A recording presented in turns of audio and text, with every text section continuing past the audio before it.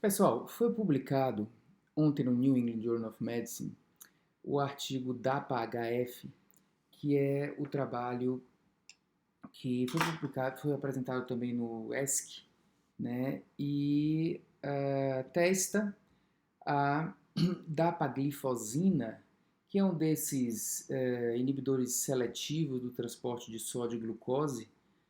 A sigla geralmente usada é SGLT2 inhibitors. Então são novas drogas antidiabéticas aí, hipoglicemiantes, ajudam no controle do diabetes.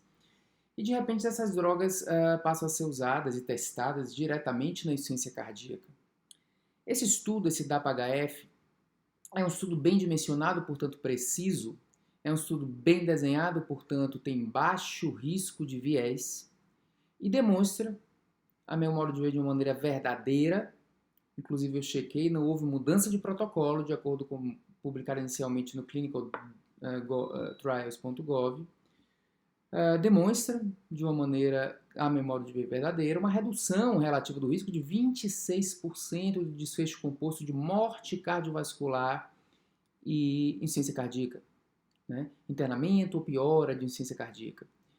E embora tenha havido uma contribuição maior de insuficiência cardíaca, de internamento de insuficiência cardíaca, houve também uma contribuição numérica de morte cardiovascular.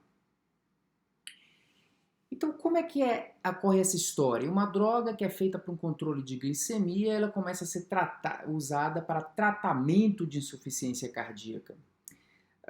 De onde surgiu essa ideia? Surgiu essa ideia dos estudos anteriores, né?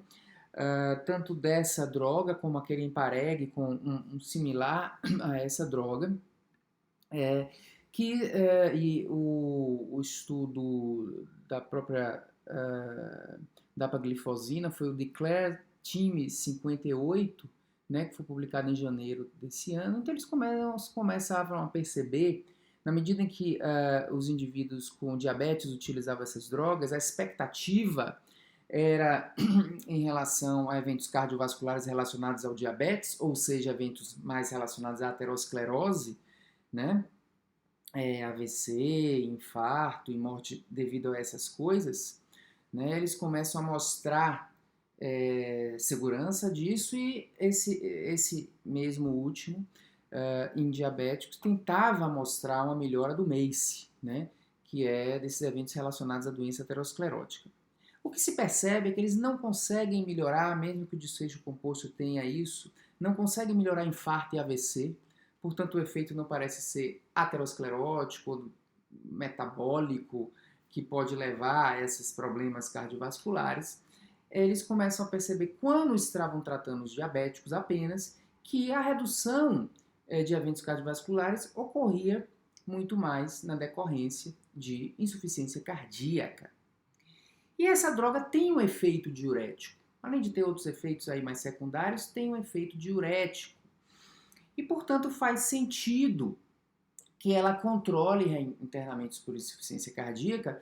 E nas próprias discussões dos autores desses trabalhos, primeiro demonstrando em diabéticos redução de eventos cardiovasculares, depois agora nesse estudo especificamente em insuficiência cardíaca, embora tenha diabetes que a população alvo é insuficiência cardíaca, a própria discussão desses autores se baseia mais na plausibilidade relacionada ao efeito diurético desses trabalhos. É claro que não só como essa, como em todas as outras drogas que funcionam para qualquer coisa, se aventa outros tipos de mecanismos. É o caso das estatinas, que podem funcionar por outros mecanismos pleiotróficos e não o mecanismo apenas redutor de colesterol.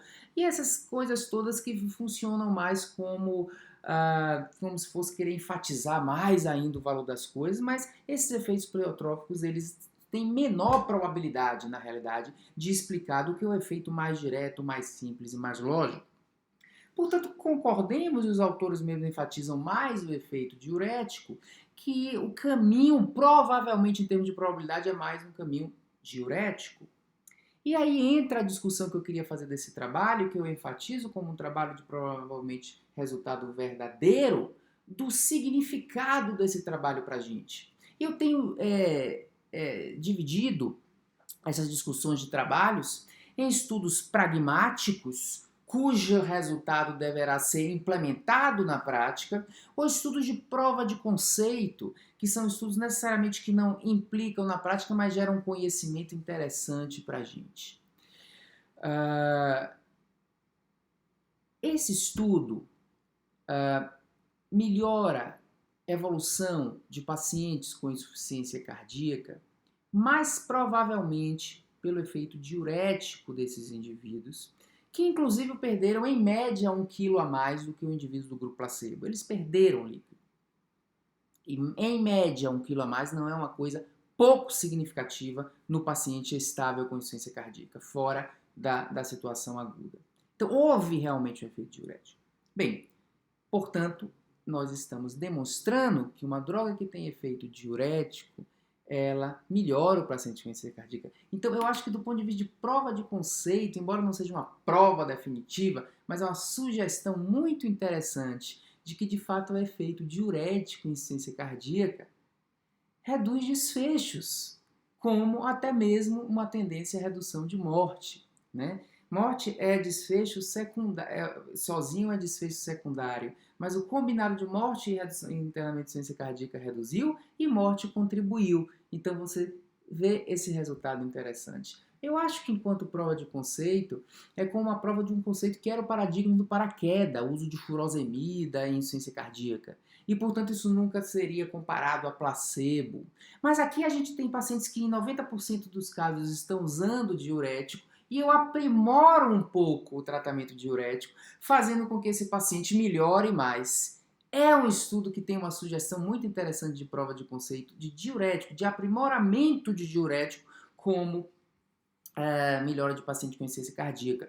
Inclusive eu digo que esse é provavelmente o efeito principal da espironolactona, que reduz também desfechos, inclusive mortalidade, em insuficiência cardíaca, e nem tanto efeitos pleiotróficos, dentro desse mesmo raciocínio de que o efeito mais direto é o efeito mais provável disso aí. Eu sei que tem alguma coisa neuromoral até mais plausível com a espironolactona do que com essas drogas, mas é muito provavelmente uma contribuição também importante de um efeito diurético. Então se percebe nesse ecossistema científico de pacientes com insuficiência cardíaca como é importante o óbvio.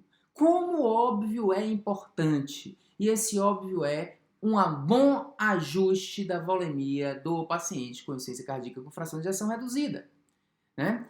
E muitas vezes por não existir, eu ouço comentários, não existe evidência de que diurético reduz mortalidade. Claro que reduz mortalidade, é plausibilidade extrema nesse caso, é paradigma do paraquedas, mas é interessante a gente começar a ver que quando a gente aprimora o tratamento diurético, há um resultado muito interessante, reforçando a importância desse, que é o pilar mais essencial do tratamento de pacientes com insuficiência cardíaca, por mais que seja tão elegante falar em beta-bloqueadores, falar em inibidores da ECA, que de fato representaram um avanço, mas entre nada e diurético, e nada e inibidor da ECA, e nada e beta-bloqueador, diurético versus nada, faz provavelmente tanta diferença que nunca foi ético testar isso no ensaio clínico, nunca será, porque é paradigma para queda. Vem estudos como esse e diz, olha como eu aprimorar um pouco aqui, melhora.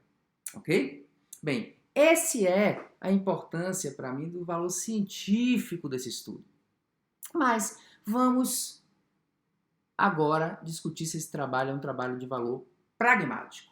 Devemos prescrever essa medicação antidiabética que tem um efeito diurético regularmente agora para pacientes com insuficiência cardíaca? Ou seja, acrescentar mais uma droga nesse caso aí.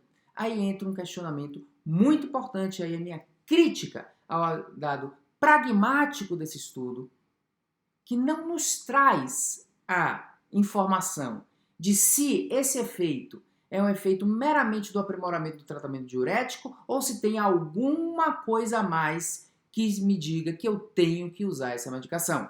Ou seja, o desenho ideal desse estudo, ou se não o fizeram assim, se não foram inteligentes o suficiente para fazer assim, isso terá que ser comprovado depois, seria utilizar essa droga versus um aprimoramento, um aumento ou um aprimoramento de alguma maneira, acrescentar um outro diurético no tratamento desses pacientes com insuficiência cardíaca que parecem bem. Então, você tem um paciente que parece bem, eu digo assim, eu vou aumentar um pouquinho a dose aqui do diurético ou vou acrescentar um outro diurético, versus vou acrescentar essa droga. Se essa droga ganhar no aprimoramento diurético, ela tem um efeito além do diurético, ok? E aí sim, eu devo usar ela e não o aprimoramento do meu, da minha questão diurética. Então perceba que se a gente não tiver essa perspectiva, nós vamos nos render a um paradigma de que essa medicação, especificamente esse tipo de medicação, esse tipo de inibição, tem um efeito, e isso nunca mais vai ser questionado. E essas drogas, uma droga a mais, vai ficar sendo usada nesses pacientes com insuficiência cardíaca, sob a presunção de que a gente está atuando em mais um mecanismo da insuficiência cardíaca que não está na realidade comprovado. O que eu quero dizer é, se esse tratamento tem um efeito diurético, do ponto de vista pragmático, eu tenho que demonstrar que não é só o efeito diurético para que eu utilize isso ao invés do aprimoramento do tratamento diurético, ok? Então, muito cuidado nós temos que ter em relação a comprar a ideia de introduzir na prática clínica esse tipo de abordagem. Nós temos que refletir, nós temos que discutir mais e sempre ter em mente a diferenciação de um estudo de prova de conceito e de um estudo pragmático. Na medida em que um dos mecanismos é o diurético e isso não tem um grupo controle que aprimorou isso, fica difícil a gente apostar e considerar comprovado o efeito dessa droga per si e não uma melhora diurética. Essa é a minha visão crítica em relação a isso. Fiz inclusive uma pesquisa no Twitter, eu não olhei aqui atualmente, mas eu não olhei aqui nas últimas horas, mas eu perguntei, devemos devemos utilizar imediatamente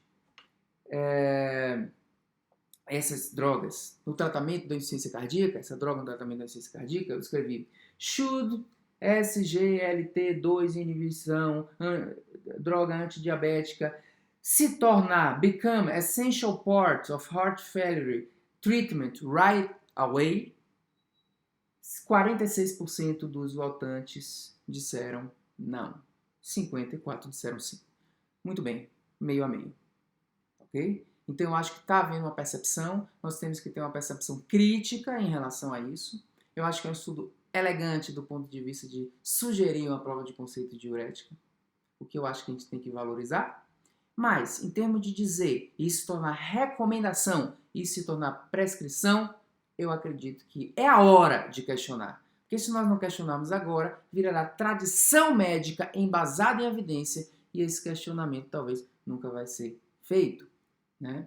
Ou vai ser mais difícil de ser feito, ou seja, essa droga vai se tornar alguma coisa tão obrigatória que se tornará antiético randomizar para não utilizar essa droga e utilizar um mero aprimoramento diurético. Então é nesse momento que a gente tem que ser reflexivo.